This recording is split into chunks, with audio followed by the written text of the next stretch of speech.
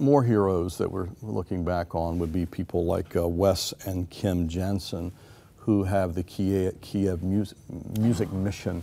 And earlier, choir. yeah, and you know, they had the tour across the country, and then they had tragedy Terrible accident while they were here in the province of Alberta. But we had them on, and they shared as to what is going on with displaced people in Ukraine, you know, moving from east to west. And in those situations, you have the most vulnerable being, obviously, women and children and pensioners. And so they told their story and gave us some insights into what was going on. So I think it would be important for us to look at it.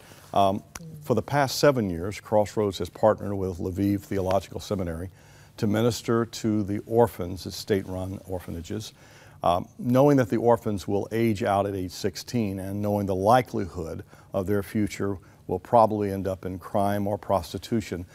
Crossroads has been providing vocational training. And you know, this situation, when we saw what was going on already there as we've been involved for the last over a half decade, Moira, then the Jansens come along and they talk about the musical opportunities they have, and then we platform that with the opportunity to raise money and to partner together. And it has really worked, and people have responded in a wonderful way. You know, as I think of the content of this half hour, the people we're featuring, showcasing, have all followed Jesus' example of laying down their life for their friends.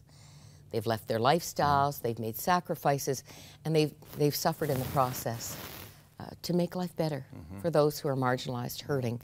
We had a very emotional interview with the Jansens when they were here, and let's just take a look at a segment of that, and then we'll come back and talk some more. The streets where we walk in Kiev have been bathed in blood this year. Many have died. There have been snipers on the rooftop. Terror has been significant.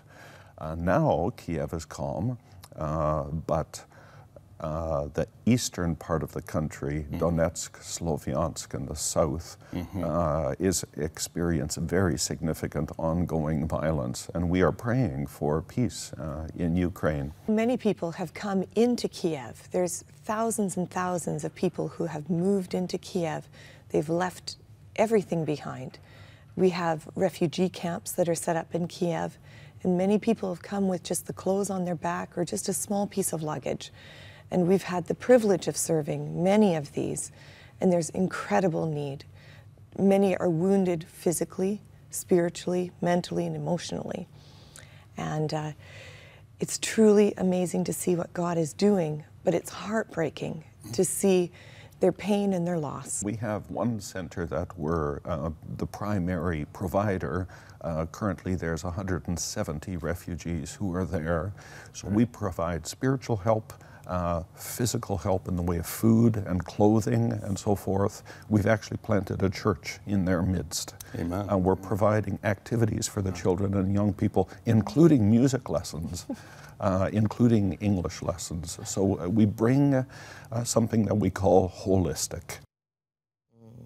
And you have responded over and over again. Thank you so much. Thousands of dollars came in just in response to this issue in Ukraine.